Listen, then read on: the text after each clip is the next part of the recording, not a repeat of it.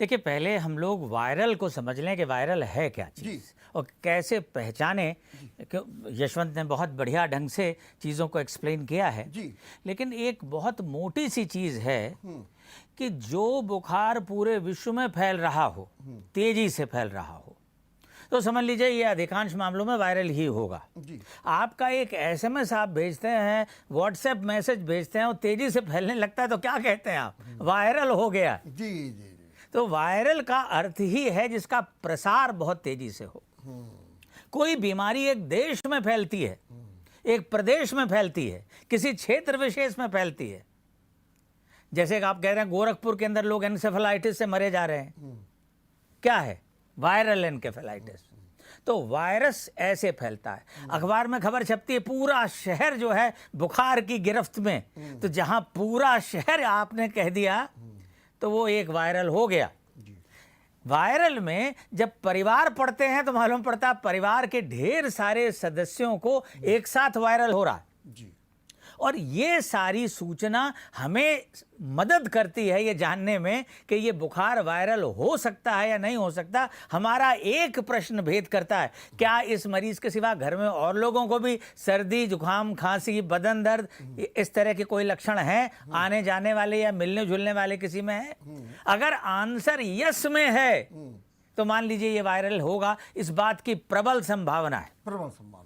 और वायरस जैसे देश में, प्रदेश में, घर में, परिवार में फैलता है, परिचितों में फैलता है, ऐसे ही जब हमारे शरीर पे आक्रमण करता है तो शरीर के भी विभिन्न अंगों को एक साथ चपेटे में ले लेता है। अगर त्वचा में भी समस्या है, मुंह में भी समस्या है, श्वास संस्थान में भी समस्या है, पेट में डायरिया भी हो रहा है, मांसपेशियां भी दर्द कर रही हैं, यानी मस्कुलोस्केलेटल सिस्टम भी इन्वॉल्व है, तो समझिए अगर मल्टीपल सिस्टम्स एक साथ इन्वॉल्व हैं आपकी बॉडी के, तो इसमें वायरल होने की प्रबल संभावना है। मैं एक बात आपसे न जानना चाहता हूं। मैंने जब वायरल की बात मैंने सुनी या मैं आमतौर पर जानता था तो ये होता था वायरल में भाई बुखार आ गया जी, और बुखार कभी कहीं बहुत तेजी से भी आता था और फिर धीमा हो जाता था, बड़ी कमजोरी आ जाती थी और फिर उसके बाद ये होता था आराम बस करो और आराम करोगे तो अपने आप ठीक हो जाएगा जी। सामान्य हम ये जानते थे। लेकिन ये जो वायरल आया है इसमें क्या हो रहा है? कहीं फेफड़े खराब हो रहे हैं, क्या हो रहा है? बोले डायरिया हो रहा है, बोले कि अब क्या हो रहा है? बोले कि अब जो है ये जुखाम बुखार के अलावा जो हमारा जो सिस्टम है पेट में बड़ा भयंकर दर्द होने लगता है। तो मेरा कहने का मतलब है कि ये जो विभिन्न सिस्टम जो सामान्य वायरल के थे वो इसमें दिखने को मिल रहे हैं, ये क्या मामला है? देखिए, वायरल ना सामान्य होता है ना असामान्य होता है, वायरल सिर्फ वायरल होता है जी। और वायरल का अर्थ ये है कि आपके शरीर पे एक आतताई ने, एक आक्रांता ने हमला कर दिया है जो बहुत सूक्ष्म है, विषाणु कहते हैं इसको। और जब ये आता है तो इसकी आकृति बहुत बड़ी नहीं होती, बहुत छोटी होती है और इसके पास अपने कोई बहुत अंग उपांग कुछ नहीं होते। ये आपके शरीर के सेल में घुस जाता है, उसके जो कंट्रोलिंग सेंटर है जिसे न्यूक्लियस कहते हैं उस पर कब्जा कर लेता है, फिर वहां पे अपना हुक्म चलाता है और आपके शरीर से ही अपने लिए काम करवाता है।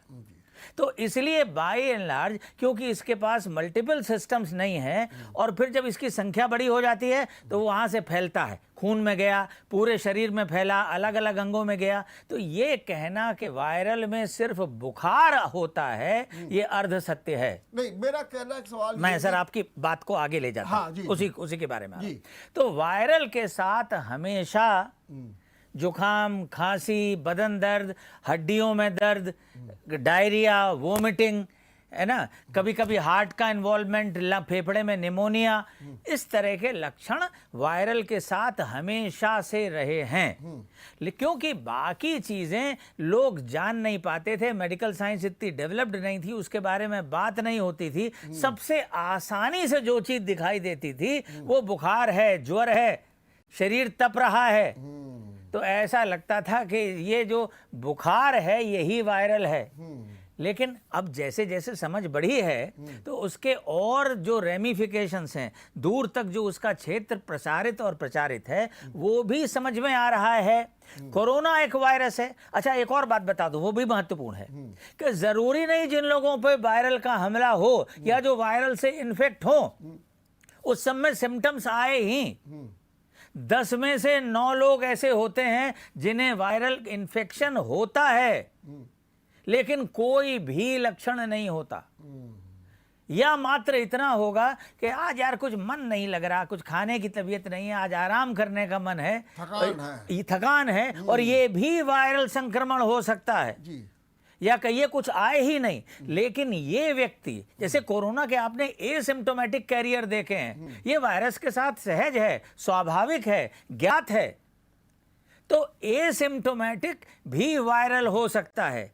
सिम्प्टोमेटिक भी हो सकता है कि जब शरीर उससे कस के लड़ाई लड़ेगा, जूझेगा, कुश्ती लड़ेगा, तो इस युद्ध से, जैसे आप कोई भी युद्ध लड़ते हैं कुछ सरगर्मी पैदा होती है, जी जी। इसमें भी कुछ गर्मी पैदा होती है, उसी का नाम बुखार है। लेकिन डॉक्टर साहब, मैं एक बात आपसे जी, थोड़ा सा इतना और समझा दीजिए कि हाँ। वायरल पहले भी होता था, हाँ। बुखार आता था, अभी आपने कहा कि अब ये अटैक करा, और अब जो ये वायरल है ये क्या ज़्यादा आतंकी हो गया है या इसमें कुछ और ऐसे तत्व मिल गए हैं जिसके कारण हमारे फेफड़े खराब हो रहे हैं, डायरिया हो रहा है और मौत तक हो रही है? हाँ। इसका कारण बताइए। अब बता रहा हूं सर जी इसमें वायरस में कोई बहुत बड़ा परिवर्तन नहीं आया जी वायरस हमेशा से ऐसे रहे हैं जी।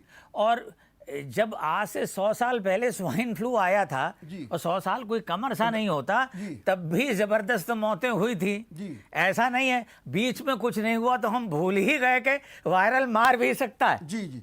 अच्छा। लेकिन आप ये समझ लें कि वायरल जो है ये सामान्य नहीं है और वायरल कोई एक चीज नहीं है। बस यही मैं जानना चाहता हूँ। वायरस के डायग्नोसिस की, उसकी पहचान करने के साधन जो हैं जटिल हैं। उसके लिए कॉम्प्लिकेटेड मशीनरी का इन्वॉल्वमेंट है। पीसीआर टेस्ट करवाना पड़ता है। पीसीआर टेस्ट का मतलब है करीब 35-3600 रुपया, जहां सरकार एक आदमी के ऊपर 5 रुपया 2 रुपया खर्चा करती हो, ढेर से वायरस के मरीजों पे हम पीसीआर टेस्ट कैसे कराएंगे सर? क्या और हर आदमी का संसाधन भी नहीं है वो ज्ञात हो सके, तो वायरल सिर्फ वायरल रह जाता है। लेकिन आप ये समझें कि ये राइनो वायरस हो सकता है, पैरा इन्फ्लुएंजा हो सकता है, इन्फ्लुएंजा वायरस हो सकता है, एडिनो वायरस हो सकता है, कोरोना वायरस हो सकता है, रोटा वायरस हो सकता है, मतलब नॉर्वेजियन वायरस हो सकता है। और जितने दाने वाली बीमारियां आप देखते हैं उसमें से अधिकांश वायरल हैं। Chicken pox, measles, German measles, ये सब वायरल है। रूबियोला, फिफ्थ डिजीज, ढेर सी बीमारियां ऐसी हैं जो आपका हर्पीज सिंप्लेक्स है, हैंड फुट माउथ डिजीज। तो साहब ये हैं, कुछ पकड़ में आती हैं कि इस वायरस की वजह से है, अधिकांश क्योंकि हम उसमें आगे भेद नहीं कर पाते कि ये कौन सा वायरस है, इसलिए उनको वायरल बीमारी कह के रह जाते हैं। और सर बस आखिरी बात कह के खत्म करूंगा। जब मैंने कहा 10 में से 9 वायरस से संक्रमित मरीजों में कुछ भी नहीं होता, तो भैया हम उनको वायरल फीवर कैसे कह दें? जब फीवर हो तो वायरल फीवर का है। जब फीवर हो ही ना, तो आप अब हमें अपनी भाषा बदलनी होगी, वायरल संक्रमण के संदर्भ में बात करनी होगी। वायरल फीवर का ये जो नॉमेनक्लेचर है, नामाकरण है, वो खत्म करना होगा। अच्छा ये बताइए, ये जो वायरल जिसकी ओरिजिन होती है ये कहाँ से होती है? लोग कहते हैं कि आप पानी ना इकट्ठा करने दीजिए, सफाई से रहिए, अपने आसपास सफाई रहिए, उबला हुआ पानी पीजिए। ये क्या गंदगी से पैदा होता है? और जो ये फिरोजाबाद और ये आसपास के जी। वहाँ की क्या कोई भौगोलिक स्थिति या कुछ ऐसी स्थितियां रही जहाँ पर ये एकदम बढ़ गया? सर आपका ये सवाल पिछले सवाल से मिलता जुलता है, उसका कुछ अंश था जिसका जवाब रह गया, आपने दोबारा पूछ लिया, कृपा की। दरहकीकत वायरस नहीं बदला है, ये तो मैंने प्रमाणित किया आपको। लेकिन फिर ये बढ़ क्यों रहा है, यही सवाल आपका है। बढ़ इसलिए रहा है कि जो होस्ट है, जिसको ये बीमारी होती है, वो चाहे पशु हो या मनुष्य हो, दोनों को वायरल बीमारियां होती हैं, वो उसकी रहन सहन की आदतें बदल रही हैं। उसका पर्यावरण बदल रहा है। उस जिस हवा में वो सांस लेता है वो हवा प्रदूषित हो रही है और उसकी इम्यूनिटी को, उसके लड़ पाने की सामर्थ्य को प्रभावित कर रही है। गर्भ से उसके हमले शुरू हो रहे हैं और बच्चा जब पहले दिन पैदा होता है तो वो इम्यूनिटी की कुछ न्यूनता के साथ पैदा होता है, जो शायद जितनी है उससे बेहतर होती अगर ये पॉल्यूटेंट्स हवा में मौजूद ना होते। दूसरी चीज, हम लोग गांव से शहरों की तरफ माइग्रेट कर रहे हैं। आप देखें आजादी के बाद से इस देश में कितने नए शहर बने हैं। भाई चंडीगढ़ बन गया, बेंगलोर का कुछ हिस्सा बन गया, नोएडा बना लिया, 2-4 और बना लिए होंगे। लेकिन क्या आपको लगता है कि हमारे देश की जो आबादी गांव से शहरों की तरफ माइग्रेट कर रही है उसके लिए पर्याप्त स्ट्रक्चर है? हो ये रहा है कि पुराने ही शहर जो रोड, नदियों के किनारे या रेलवे ट्रैक के किनारे कभी बस गए थे वो और फैलते चले जा रहे हैं। ना उनमें कायदे की सीवर व्यवस्था है, ना शुद्ध पेयजल का इंतजाम है, ना विद्युत है उनके पास में।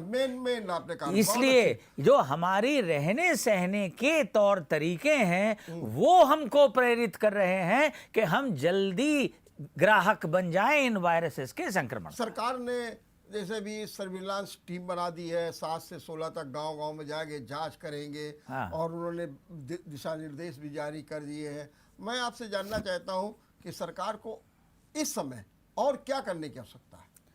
सर, अब सरकार के ये विभाग जो हैं, सर्वेलेंस टीम और WHO की टीम, ये नाम बड़े बड़े हैं, अच्छा, कुछ काम भी करते हैं। हाँ। लेकिन ये हमारे यहाँ की स्वास्थ्य व्यवस्था जो आज़ादी के बाद से ढांचा बना है तब से बहुत लचर और बदहाल रही है और उसकी तरफ सरकारों को जितना ध्यान देना चाहिए वो नहीं दिया गया है। अगर आज आप कह रहे हैं एक बेड पे 2-2 लोग लेट रहे हैं, बिल्कुल, बिल्कुल। है ना, आप देख रहे हैं ऑक्सीजन की क्राइसिस से किस तरह से हम गुजरे हैं, वो भी वायरस था, कोरोना भी वायरस है, ये भी याद कर लीजिए जी। तो ऐसी स्थिति में क्या ये नहीं लगता है कि जो संविधान में हमने मूलभूत वायदे किए थे इस देश की जनता के साथ में कि तुम्हें हम राइट टू लाइफ देते हैं, और लाइफ कैसे रहेगी जब हम पे बैक्टीरिया, वायरसेस, मलेरिया, कीटाणु हमला करते रहेंगे और इलाज की भी पर्याप्त व्यवस्था नहीं होगी। ठीक बात। डॉक्टर साहब, एक और भी है कि जब वायरल होता है तो आप सामान्य जन जो है कहते पैरासीटामॉल खा लेते हैं, एंटीबायोटिक ले लेते हैं। मैं आपसे ये जरा जानना चाहता हूँ कि ये जो हम लोग उपचार कर लेते हैं ये कहाँ तक उचित है? सर, पैरासीटामॉल बुखार को कम करने की सबसे सुरक्षित दवा है जी। और मेरा आग्रह है लोगों से कि बुखार में वैसे तो बहुत सी दवाइयां हैं, आइबुप्रोफेन है, मेफेनेमिक एसिड है, इत्यादि इत्यादि तमाम सी हैं, लेकिन निम्सुलाइड है, लेकिन सबसे सुरक्षित दवा पैरासीटामॉल है। यदि आपको एक दवा याद रखनी है बुखार को कम करने के लिए तो पैरासीटामॉल का प्रयोग करें।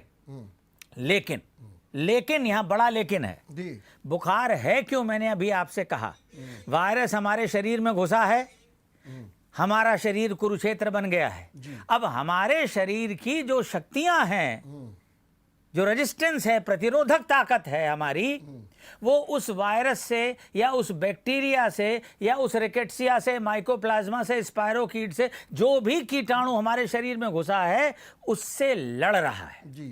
दूसरा, वो अपने दूरस्थ हिस्सों को आवाज दे रहा है, आओ हमें बचाओ। तो उसके हड्डी से, बोन मैरो से जो व्हाइट सेल हैं वो निकल, हमारे व्हाइट सैनिक हमारे सैनिक हैं, वो निकल के भाग रहे हैं। जो तमाम तारे रासायनिक हथियार हैं हमारे शरीर के, जिन्हें हम साइटोकाइन कहते हैं, कीमोकाइन कहते हैं, ल्यूकोट्राइन्स कहते हैं, ये निकल के बाहर आ रहे हैं, हम प्रदाह जनित कर रहे हैं। तो ये जो बुखार है दर हकीकत ये हमारे शरीर का डिफेंस मैकेनिज्म है। शरीर अपने आप को बुखार पैदा करके बचा रहा है। बचा रहा, ठीक बात। और आप अगर बुखार को उतारने की बात कर रहे हैं तो आप कह क्या रहे हैं? आप कह रहे हैं कि शरीर मत लड़ो, हमें बीमारी का ग्रास बन जाने दो।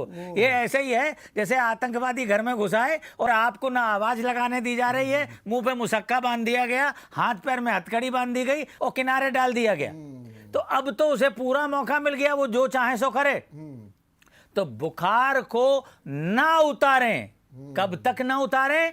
जब तक या तो वो तेज ना हो जाए 101 102 डिग्री के ऊपर। हाँ ठीक बात। यानी 100 101 तक का बुखार बनाए रखिए। क्या बात आपने कही। नंबर 2, या जो भी बुखार का स्तर है उससे बच्चे को या वयस्क को विशेष असुविधा हो रही है, यानी नींद नहीं आ रही, बदन दर्द बहुत ज्यादा है, हम काम नहीं कर पा रहे, सो भी नहीं पा रहे, ठीक है, इस तरह की सांस हमारी फूल रही है, या हमको कोई और पुरानी क्रॉनिक व्याधि है कि हम 100 101 बुखार भी झेल पाने में समर्थवान नहीं है जी। तो ये 3 स्थितियां हो सकती हैं जब आपको बुखार उतारने की जरूरत पड़े। जी। तब आप पैरासीटामोल प्रयोग करिए, जी। ठीक है, लेकिन हर बुखार को उतारने के लिए आमादा मत हो जाइए। क्या बात। दर हकीकत आपके पास, डॉक्टर यशवंत ने बहुत बढ़िया कहा कि हमारे पास बहुत सीमित स्टॉक है जिनसे हम वायरसेस के अगेंस्ट लड़ सकते हैं। हर्पीस सिंप्लेक्स वायरस के लिए एक दवा है, इन्फ्लुएंजा यानी फ्लू के लिए एक दवा है, इसी ढंग से एड्स के लिए कुछ दवाइयां हमारे पास हैं, और बाकी हमारी इन्वेंट्री खाली है। जी जी। तो अल्टीमेटली सारी लड़ाई आपके शरीर को, आपकी प्रतिरोधक ताकत को ही लड़नी होगी। और अगर आपने उसी के हथकड़ी बेड़ी लगा दिया, चुप करा दिया उसको, तो फिर लड़ेगा कौन आपकी तरफ से? बिल्कुल। तो फिर तो निमोनिया बनना, आईसीयू में पहुंचना बड़ा स्वाभाविक है। जी ये केमिस्ट के यहां से जो दवाइयां बिक रही हैं, जी। जिसमें सिफेक्जीम और जाने क्या क्या लोग खा रहे हैं, आपने एंटीबायोटिक्स का प्रश्न उठाया। जी। वायरल बीमारियों पे एंटीबायोटिक दवाइयों का कोई प्रभाव नहीं होता।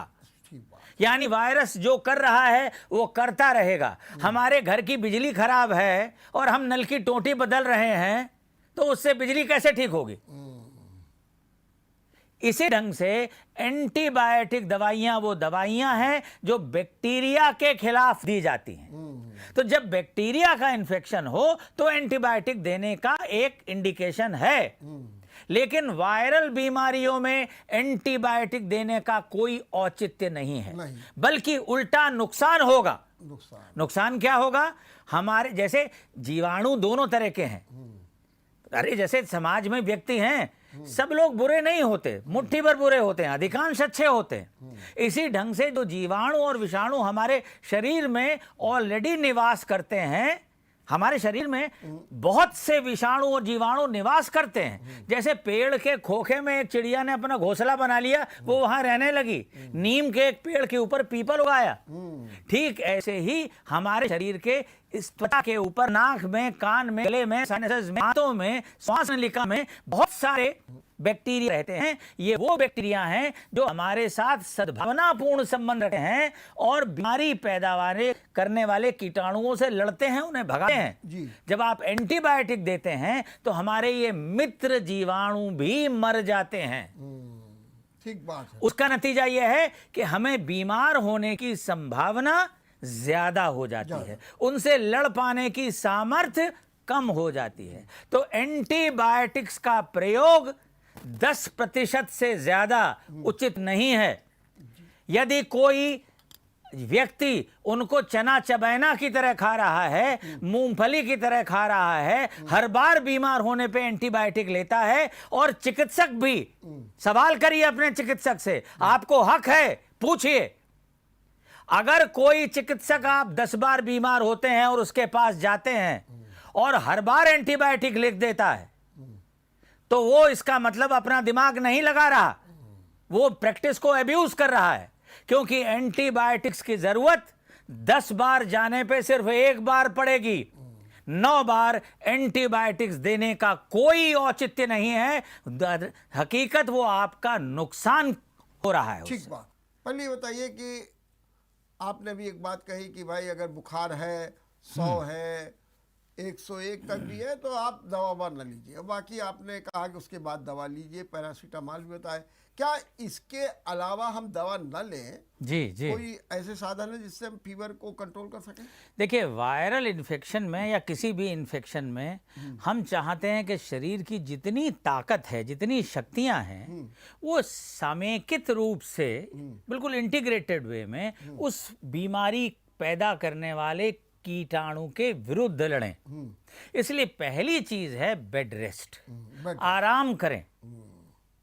उस समय दौड़ भाग एक्सरसाइज कि हमें ये काम है वो काम है ये भूल जाइए, क्योंकि फिर बीमारी को भी सारे काम याद आ जाएंगे, वो आपका काम लगा देगी वो। तो बाय एंड लार्ज पहली चीज है रेस्ट। दूसरा, उन लक्षणों के प्रति देखिए कि कौन से आपको परेशान ज़्यादा कर रहे हैं। जैसे मान लीजिए बुखार है, पैरासीटामोल आप नहीं लेना चाहते या कम बुखार है, लेने का कोई इंडिकेशन नहीं है, तो हम क्या करें? नंबर 1, ढीले ढाले पसीना सोखने वाले सूती कपड़े पहने या बच्चों को पहनाएं। नंबर 2, रोज नहाएं। आम तौर पे आदमी ये सोचता है बुखार हो गया इसमें नहाना है या नहीं नहाना है। रोज नहाए, हो सके तो दिन में 2 बार नहाए, 3 बार नहाए।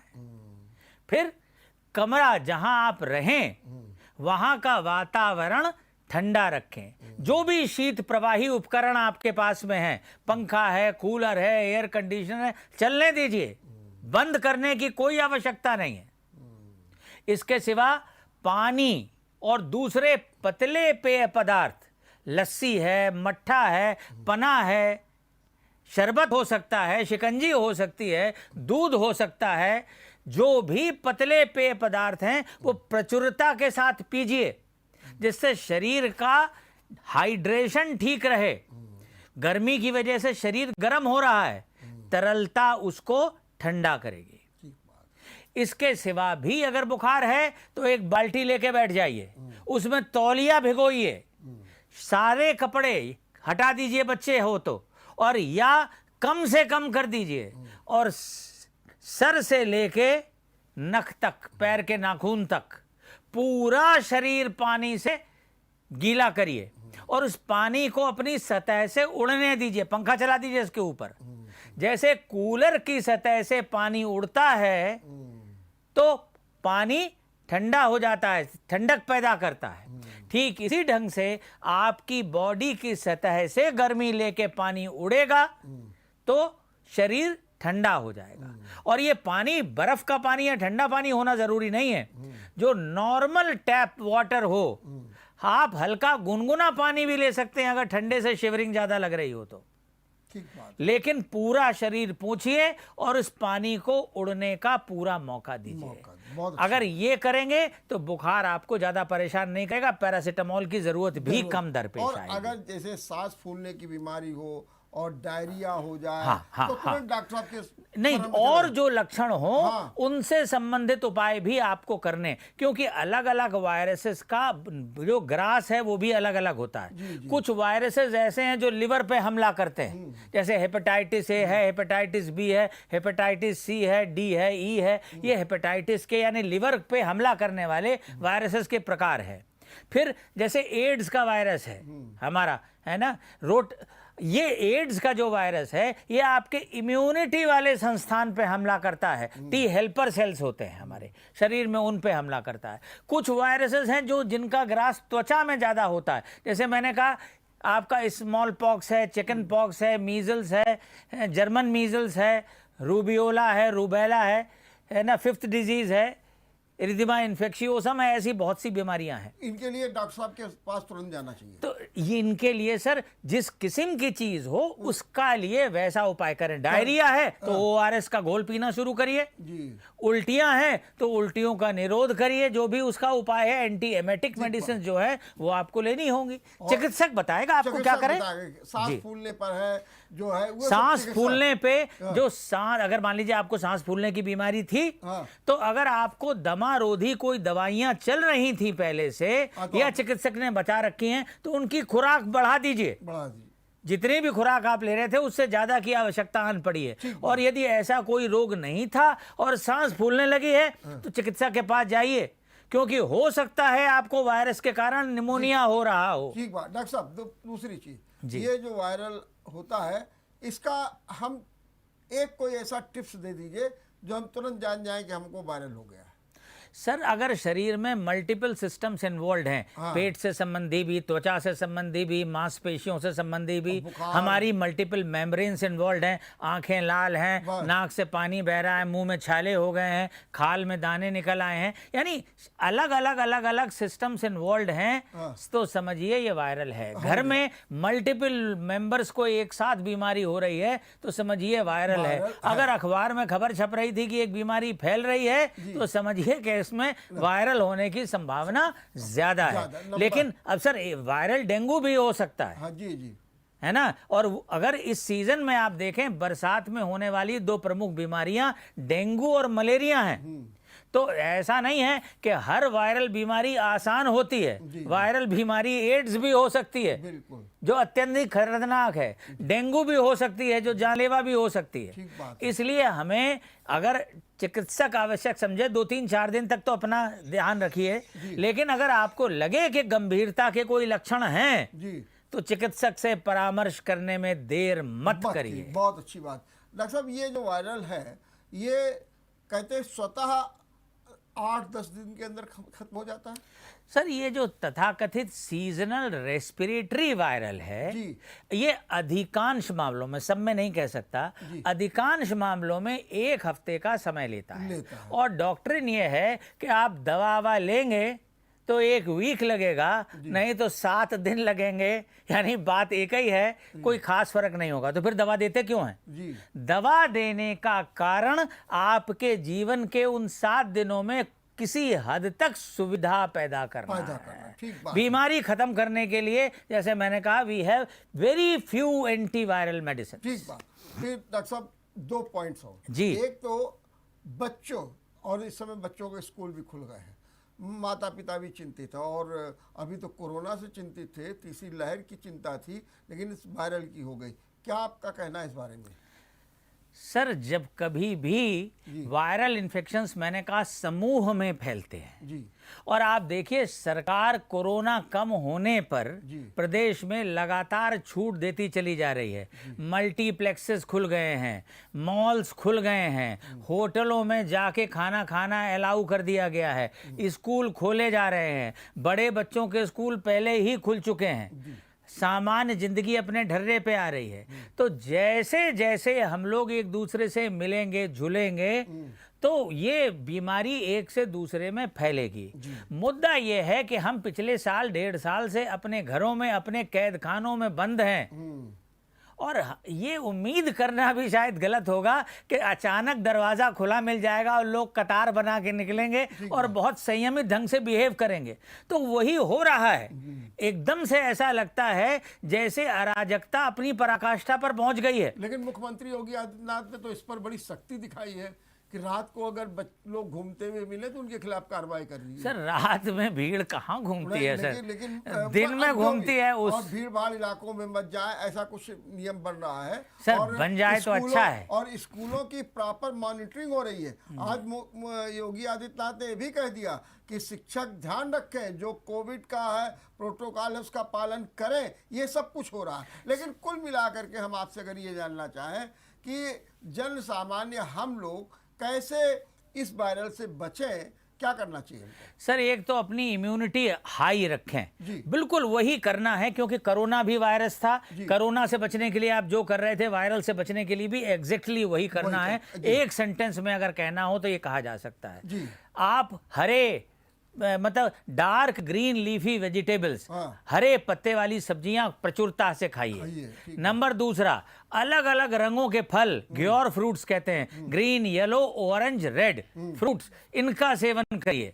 जो अनाज है उसके अंदर जो उसका छिलका होता है, चोकर, उसकी रोटी खाइए, ब्राउन ब्रेड लीजिए, ठीक है। जो आपका अनाज हो उसके अंदर मल्टीग्रेन हो तो बहुत अच्छा है, ज्वार भी हो, बाजरा भी हो। प्रोटीन ज्यादा खाइए, सत्तू बहुत बढ़िया चीज है, खाइए, तो इससे आपकी शरीर की इम्यूनिटी ठीक रहेगी। जो विटामिन सी युक्त फल हैं वो प्रदूषण से बचाएंगे, और प्रदूषण आपकी इम्यूनिटी कम करता था। तो प्रदूषण को जो रोकने वाले तत्व हैं विटामिन सी है, विटामिन ई है। तो जो भी खट्टे फल होते हैं उनमें विटामिन सी बहुत पाया जाता है। नींबू है ना, आपका संतरा है, कीनू है, आंवला है, अमरूद है, टमाटर है, ये विटामिन सी युक्त फल हैं, तो इनका खूब सेवन करिए जितना कर सकें। आपके खाने की थाली का आधा भाग सलाद और फलों का होना चाहिए, शेष आगे आधे में बाकी चीजें होंगी कि इसके अंदर इतना आपका डेयरी प्रोडक्ट्स हैं, इतने दालें हैं, इतनी सब्जियां हैं, इतनी रोटी है। डॉक्टर साहब ये भी कहा जाता है कि आप अपने घर के आसपास सफाई रखिए, पानी जमा नहीं होने दीजिए, उबला पानी पीजिए, भरपूर नींद लीजिए। जी जी ये भी बिल्कुल बिल्कुल बिल्कुल, जितने आपने चीजें कही मैं सबका समर्थन करता हूं, दोहराने की जरूरत और नहीं। दोहराने की जरूरत है, बहुत अच्छी बात है। अब डॉक्टर साहब मैं अंत में आपसे ये कहूँगा कि आपने बहुत अच्छे ढंग से इसका वर्णन किया है। अगर कुछ रह गया हो तो भी टिप्स में दे दीजिए हमारे दर्शकों को। देखिए, मुझे ऐसा लगता है वायरल ना पहली बार आया है ना आखिरी बार आया है। वायरल इस सीजन में होता ही है। हमारे पास सबसे सशक्त हथियार वायरस से लड़ने का जो है उसका नाम है वैक्सीन। और आप देखें जो अधिकांश वैक्सीन बच्चों को लगाई जाती हैं वो वायरल डिजीजेस के विरुद्ध हैं। पोलियो क्या था? वायरस। मीजल्स MMR की वैक्सीन लगती है, मीजल्स की, मम्स की, रुबेला की, ये वायरस के अगेंस्ट है। इसी ढंग से आप देखें कोरोना का टीका सब जगह लग रहा है, ये वायरस के अगेंस्ट है। तो स्मॉल पॉक्स के जरिए से हमने स्मॉल पॉक्स की को एरिडिकेट किया, पूरे संपूर्ण विश्व से, अखिल विश्व से इसको एरिडिकेट किया। ये कैसे एरिडिकेट हुई? वैक्सीन के जरिए से। तो टीकाकरण पूरा रखें अपना। बिल्कुल, बहुत सही बात। अगर टीकाकरण आपने जो भी तालिका के हिसाब से होना चाहिए उसको, फ्लू, अरे ये तो बड़ी इंपॉर्टेंट चीज छूट गई। ये जो बरसात और जाड़ा, ये दो सीजन ऐसे हैं जहां फ्लू यानी फ्लू का वायरस जो है उसका संक्रमण अपनी पीक पे होता है। जी जी। और ये भी संभव है ये सारे सिम्टम्स जो हैं इनका जो कहना चाहिए हेड है, इनकी पहचान फ्लू से ही है। तभी इनको हम कहते हैं फ्लू या फ्लू लाइक इलनेसेस। जो कोरोना की भी ओपीडी थी, आप देखें जहां पे अलग देखने को कहा जाता था उसको फ्लू ओपीडी कहते थे।